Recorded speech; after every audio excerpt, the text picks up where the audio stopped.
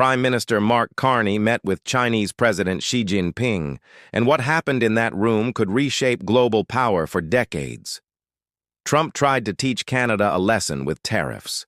Instead, he pushed his closest allies straight into China's arms. And now America's partners across Europe and Asia are following Canada's lead, quietly building a world without the United States. The Canada-China relationship reached a turning point after Carney's meeting with Xi Jinping on the sidelines of the Apex summit. This wasn't a friendly photo op. This was Canada pivoting away from decades of U.S. economic dependence toward Asia's largest economy. The Trump-Canada trade war that began with tariffs on autos, steel, and lumber has now triggered what analysts call the Great Realignment of 2025. Here's what sparked the rupture. In early October, Trump froze all trade negotiations with Canada over a satirical commercial from Ontario that mocked his tariff agenda. Instead of responding with outrage, Carney changed direction entirely. Within days, his team was in Asia arranging high-level meetings, including the private discussion with Xi Jinping. The message was clear. If Washington treats Canada like a rival, Ottawa will find new partners. The Canada trade diversification strategy isn't ideological, it's survival. When Trump tariffs hit 25 to 35% on imports, they didn't just hurt Canada. They shook the foundations of Western trade. European leaders began reopening channels with Beijing to secure critical supply chains. Japan quietly expanded mineral exports to China through new port agreements. South Korea signed multi-billion-dollar contracts with Chinese electronics firms. Each of these nations had signed trade frameworks with the United States in 2025. But Trump's tendency to cancel or suspend talks overnight left partners uncertain. For them, China wasn't a preferred choice, it was a safety net. The Mark Carney China pivot reveals how Trump trade policy consequences are pushing America's closest allies toward Beijing. By late September, China's Ministry of Commerce reported a 12% increase in trade with Western nations compared to the previous year.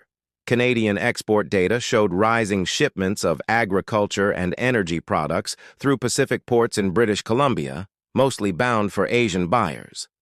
While Trump celebrated reshored jobs in the Midwest, he was losing something far more valuable: predictable partnerships that took decades to build. The Canada-Asia trade expansion includes a $300 billion plan centered on emerging markets. Carney advanced talks with the Philippines under the ASEAN framework, with more countries in negotiations. This isn't about choosing China over America. It's about building economic stability through diversification, not dependence on a single unpredictable partner. Beijing moved strategically to exploit Trump's volatility. China's share of global manufacturing reached 31%, the highest level in 5 years. Trade routes across Europe and Asia were quietly redesigned to reduce exposure to American unpredictability.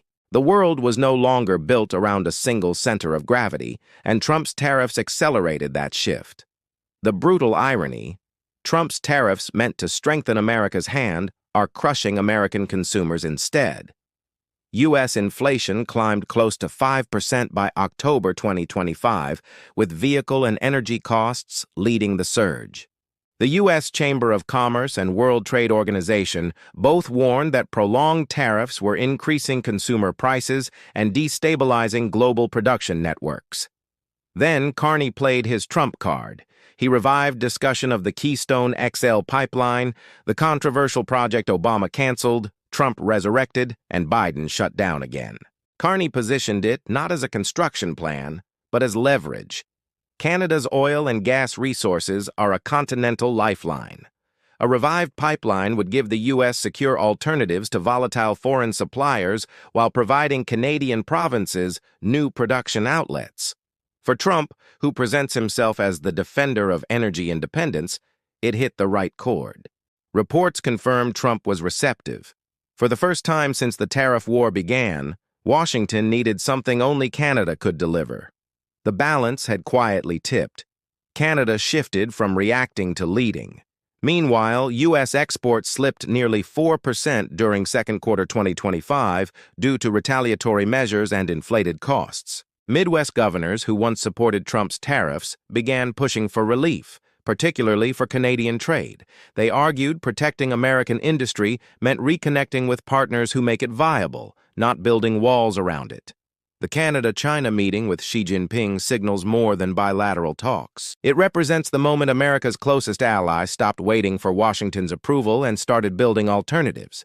Subscribe to follow how this reshapes global power and whether Trump can reverse the damage before it's permanent.